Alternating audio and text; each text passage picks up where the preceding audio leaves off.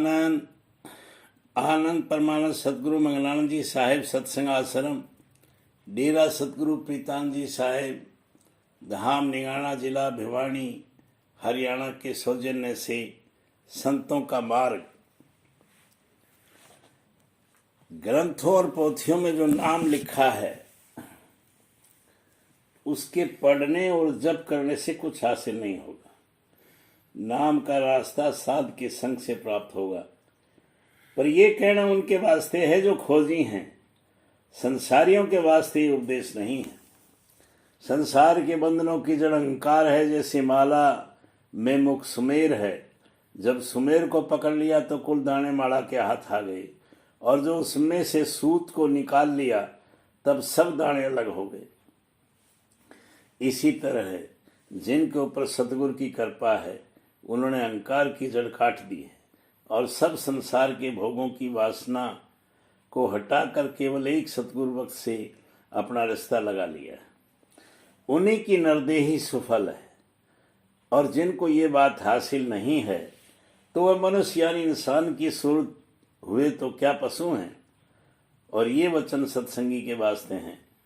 दुनियादार बजाय मानने के झगड़ा करने को तैयार होंगे। जगत के जीवों का हाल क्या कहा जावे और उनसे क्या कहें, जबकि स्वामी और सेवक में कोई बिरला स्वामी ने लोभी होगा और कोई बिरला ही सेवक ने लोभी निकलेगा। ये बात काबिल याद रखने के है ताकि अपनी वृत्ति की परख नहीं रहे। सतगुरु की सेवा और शब्द की कमाई से हौमे रूपी मैल को दूर करना चाहिए, तब मालिक राजी होगा। खाली खुलासा ये है कि अहंकार को खोना चाहिए और दीनता हासिल करनी चाहिए, क्योंकि वह तो दीन दयाल है। जब जीव दीन हुआ तभी वह दयाल हुआ और तभी काम पूरा हुआ। पर दीनता का होना मुश्किल है, आना मुश्किल है। जो अपने वक्त के सतगुरु के हुक्म के बे मुजीब कर्म और उपासना करेगा उसको कुछ फायदा होगा, और जो पंडितों के बहकाने में आकर वेद पुराण के कर्म करेगा उसका बिगाड़ होगा। गुरु की पूजा गोया मालिक की पूजा है, क्योंकि मालिक आप कहता है कि जो गुरु द्वारा मुझे ही को पूजेगा उसको उसकी पूजा कबूल करूंगा, और जो गुरु को छोड़कर और पूजा करते हैं उनसे मैं नहीं मिलूंगा। जो कोई ये कहे कि गुरु की पहचान बताओ तो हमको यकीन आवे, तब हम गुरु की पूजा करें। उससे ये सवाल कि तुम जो मालिक की पूजा करते हो उसकी पहचान बताओ कि तुम उसको पहचान कैसी करिए। जो मालिक की पहचान है वही गुरु की पहचान है, क्योंकि हरि गुरु एक हैं, उनमें भेद नहीं। पर हरि की पूजा करने से हरि नहीं मिलेगा, और सतगुरु की पूजा और सेवा करने से हरि मिल जाएगा। इतनी गौर कर लेना चाहिए। और जो कोई ये कहे कि जब हरि गुरु एक हैं तो हम हरि की ही पूजा न करें, गुरु की पूजा क्या जरूरी है, सो ये बात नहीं हो सकती। पहले भक्ति सतगुरु की करनी पड़ेगी, तब वह मिलेगा। ये कायदा उसने अपने आप मुकर्रर किया कि जो गुरु द्वारा मुझसे मिलेगा उससे मैं मिलूंगा। निगुरु के मेरे यहाँ दखल नहीं है, और गुरु पूरा चाहिए।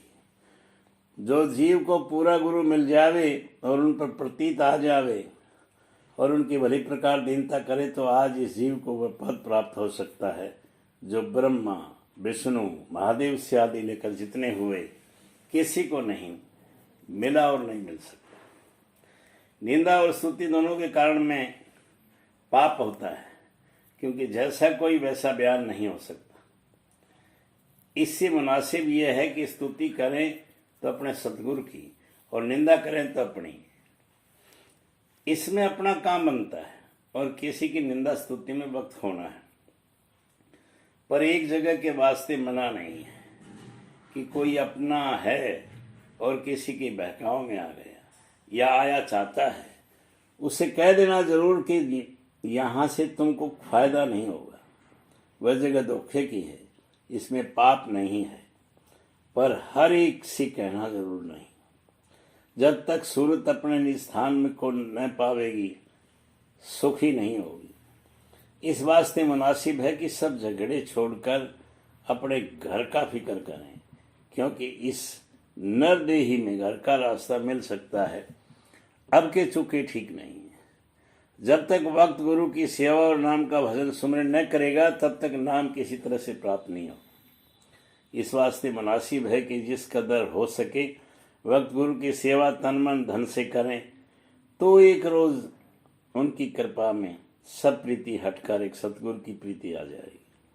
फिर ये सूरत हो जाएगी कि चाहे कैसी ही तकलीफ और आफत आवे उसको दुख नहीं होगा, और जो सामान खुशी मयसर आवे तो उसका हर्ष नहीं होगा। जब ऐसी हालत हो गई तो जीते जी मुक्ति को प्राप्त हो गया, अब क्या करना बाकी रह गया। जिस किसी को खौफ मरने का और चाह मुक्ति की होगी उसको सत्संग सतगुरु प्यारे लगेंगे, और जिसकी चाह दुनिया की है, डर मरने की का नहीं, उसे सत्संग में नहीं आया जाएगा और न सतगुरु से प्रीति करी जाएगी। नाम तो संसार जप रहा है, कोई खाली नहीं है, पर फायदा किसी को नहीं होता है। इसका सबब यह है कि सतगुरु द्वारा नाम नहीं लिया है, मन मत नाम जपते हैं।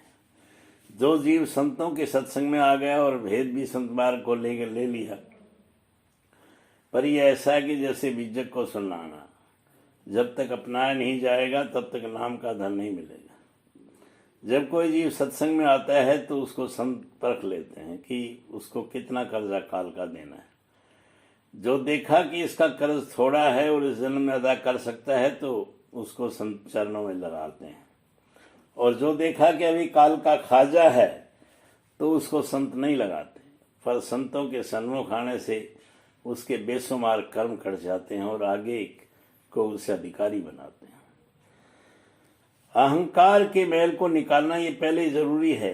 आजकल बाजे जीव अपनी समझ से काम तो वही करते हैं कि जिसमें नाम की प्राप्ति होए और अहंकार की मैल जावे, पर स्वतंत्र यानी अपने अहंकार के संग करते हैं, सतगुरु के आश्रय नहीं करते। इससे और अहंकार ज्यादा होता जाता है, यानी मन मुक्ता हो करते हैं और सतगुरु को मुख नहीं रखते। संतों के मत में मालिक और जीव का अंशी भाव माना जाता है, और वेदांती केवल ब्रह्म ही मानते हैं, जीव को कुछ ही नहीं गिनते। जिसको सतगुरु की प्रीति है और उन्हीं को चाहता है वह एक रोज निज घर पहुंच जाएगा, और जो सतनाम और सतलोक की चाह रखता है और सतगुरु की प्रीति नहीं है तो वह न सतगुरु को पावे और न सतनाम से मिले, और वह सतगुरु का संग भी नहीं कर सकेगा। संत ज्ञान का खंडन नहीं करते, पर ये कहते हैं कि पहले अंतःकरण शुद्ध करना चाहिए, तब ज्ञान का अधिकारी होगा। इस वास्ते चाहिए कि वाचक ज्ञानियों से बचा रहे, भक्ति संत सदगुरु की और सूर्य शब्द मार्ग की करी जाए। इससे अंतःकरण भी शुद्ध होगा और नाम भी मिल जाएगा। सत्संगियों को मुनासिब है कि जब कोई सेवक यानी गुरु भाई मत का वचन बोले तो उसकी मदद करें और हजो न करें, क्योंकि जितना वह वचन अपनी ताकत से ज्यादा और बोले फिर भी उसकी मदद करना चाहिए। सदगुरु अपनी मौत से उसको निभा सकते हैं। जैसे पपैया स्वाति की बूंद के वास्ते तड़पता है और मालिक उसकी तड़प को सुनकर मेघ को हुक्म देता है कि अब जाकर बरसो और उसकी तड़प को बुझाओ, तब मेघ आन कर बरसते हैं। इस तरह से जो नाम रूपी अमृत की प्यास रखते हैं और उसकी प्राप्ति के वास्ते तड़प रहे हैं, उनकी तड़प को सुनकर मालिक अंतर्यामी सतगुरु को हुक्म देता है कि तुम जाकर उन जीवों की तड़प को अमृत रूपी वचनों से बुझाओ। तब सतगुरु प्रकट होते हैं और अमृत रूपी वचन सुनाकर जीवों की तड़प को बुझाते हैं। मालिक आप उनकी आग को नहीं बुझा सकता।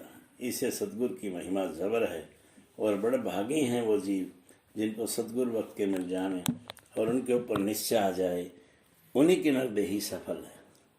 शब्द द्वारा ये जीव वन में आन पड़ा है, और जब तक शब्द भेदी गुरु उसको नहीं मिलेंगे तब तक अपने निज स्थान को नहीं जाएगा, क्योंकि शब्द के ही रास्ते से ये चढ़कर पहुंच सकता है और कोई रास्ता नहीं बंद से निकालने का। बाजे लोग सत्संग में आते हैं पर कपट लिए हुए आते हैं। बाहर से बातें बहुत बनाते हैं पर अंतर में उनकी भक्ति जरा भी नहीं है। सो ये बात नामुनासिब है। संसार में चाहे कपट से बरतें पर सतगुरु के संग निष्कपट होकर बरतना चाहिए। चाहे थोड़ी प्रीति होए पर सच्ची होए तो एक रोज पक जाएगी और मालिक प्रसन्न होगा। और कपट की भक्ति चाहे जितनी करो कबूल नहीं होती है। आनंद आनंद।